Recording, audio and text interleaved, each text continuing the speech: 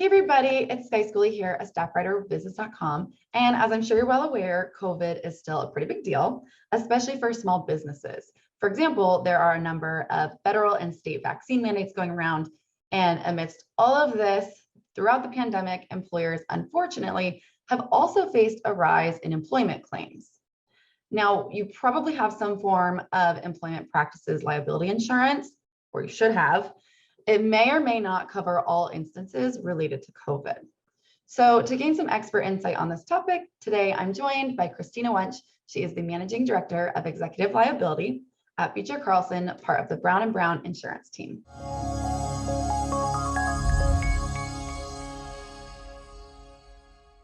Thank you so much for joining me today to talk about employment practice liability insurance and in relation to the coronavirus.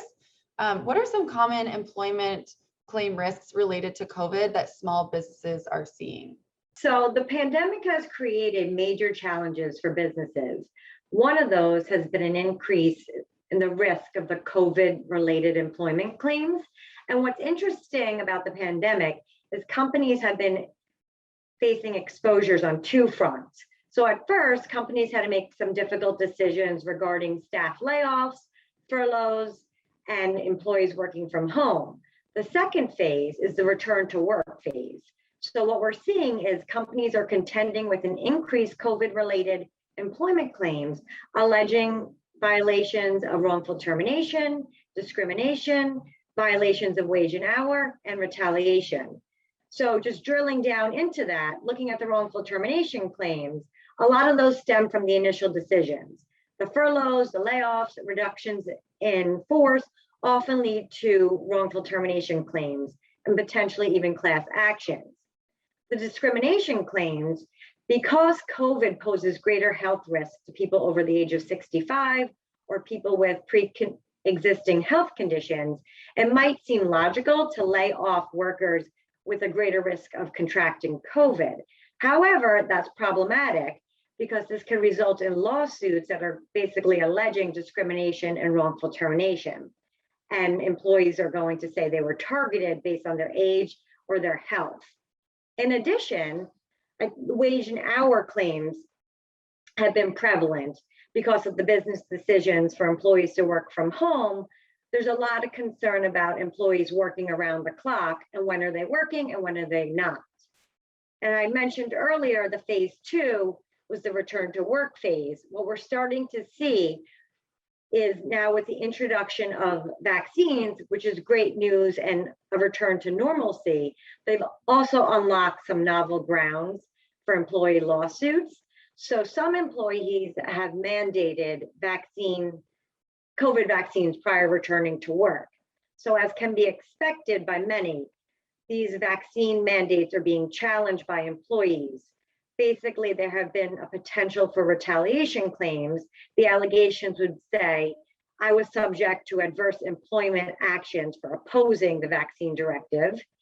There was also a potential for wrongful termination litigation brought by employees who have been terminated or those facing the threat of termination for opposing the vaccine.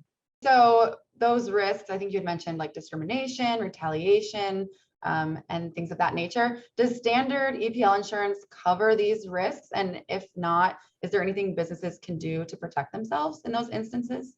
So in general, it's important to know that there's no one standard employment practice liability policy. So these policies vary in how they cover specific situations. They vary in terms and conditions and exclusions. And this would include in how they respond to pandemics.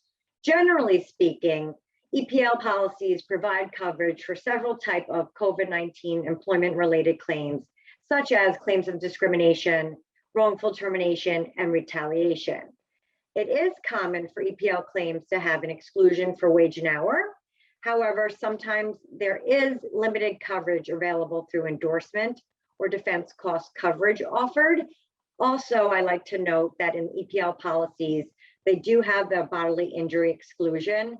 So this language typically excludes the portion of a claim that's related to sickness, disease, and death of any person.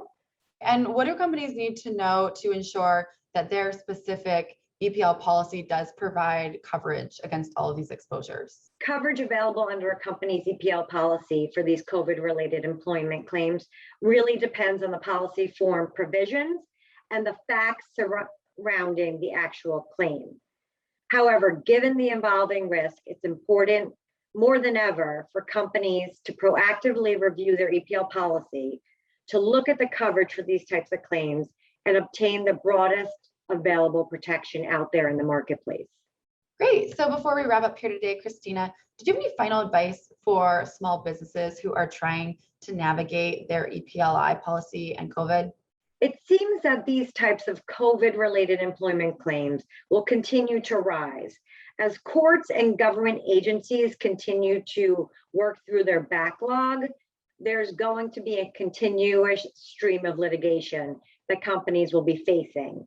So companies should seek to mitigate the risk for these potential claims. An essential part of that would include a review of current practices and risks with outside legal counsel, as well as work with a trusted broker advisor to review their current EPLI policy and discuss any additional coverage that should be considered.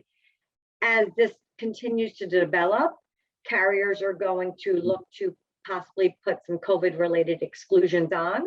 So we want to keep an eye towards that and see how the coverage develops in response to these types of claims. Great. Well, that was all that we had for today, Christina. Thank you so much for joining me. Thanks, Sky.